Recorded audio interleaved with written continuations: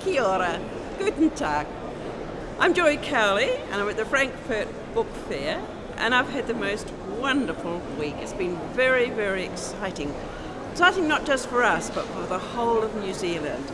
I wish that every New Zealander could be here to see how proud we are of our own country. Everywhere you look, it's all about New Zealand. It's just the most incredible advertisement for New Zealand culture and for New Zealand itself. Coming here to this incredible fair, this is a massive place. There's actually no describing to anyone how huge this is if you haven't visited it yourself.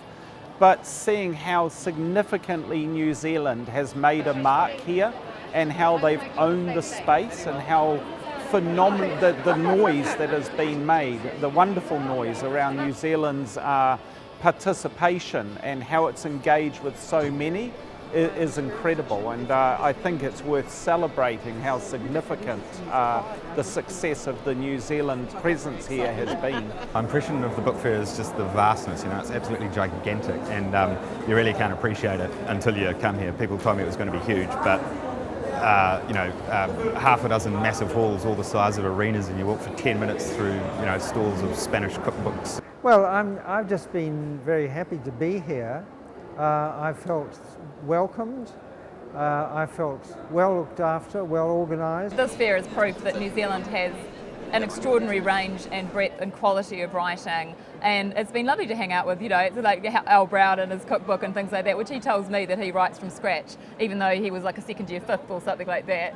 And and to be hanging out, Wishi Ihimara put his arm around me today because we were both on the New Zealand bestseller list, and I'm just going, oh, how awesome is that? The New Zealand Pavilion, I think, is very enticing and alluring and enigmatic in a way. What the pavilion did is it kind of put you into New Zealand dreams. It was dark and there were stars up in the ceiling, and then you had to walk across a bridge with water all around you, so it felt like walking into an island, and then everywhere around you were these images from New Zealand films, New Zealand comics.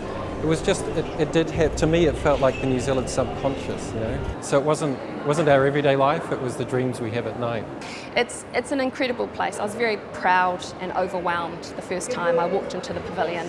It made me feel really mushily proud to be a Kiwi. I would describe it as a portal into what I hope the Europeans will perceive as a whole new world.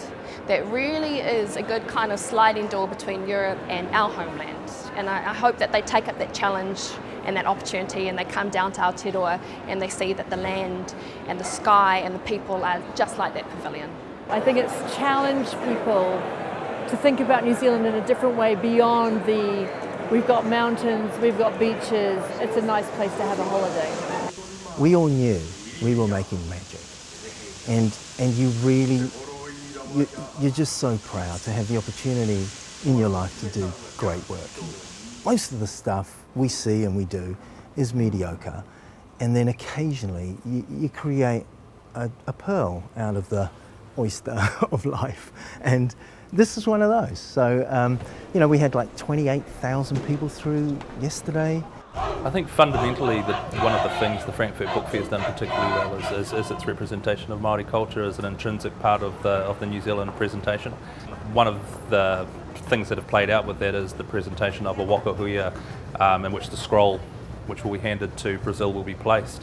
Obviously it has its own conceptual framework traditionally, but I think more importantly what it symbolises is Māori culture, not as a nice to have, but it's recognising it as not only a culturally appropriate process, but it recognises it in a wider sense as an appropriate core source of competitive advantage.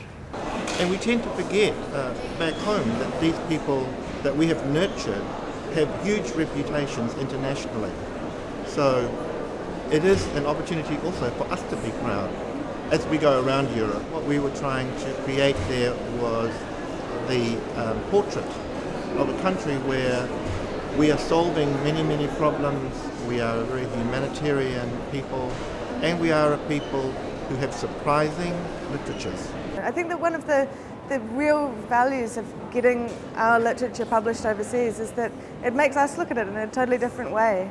For myself personally, to have 2 books that have now been picked up by German publishers through being here, for me that's a personal success, and I'm sure that I'm not the only success that's come out of Frankfurt. I'm sure if you speak to the other authors, they'll all have their own success stories of what's happened by the virtue of being here. But it's brilliant. Like, you go to a book signing, we had it one the other night, and just people are just like queuing up to the door to have their books signed. So for me, it's been a really pleasant and exciting experience.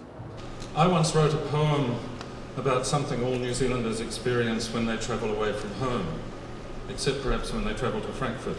And this is the discovery that when you leave New Zealand, New Zealand vanishes.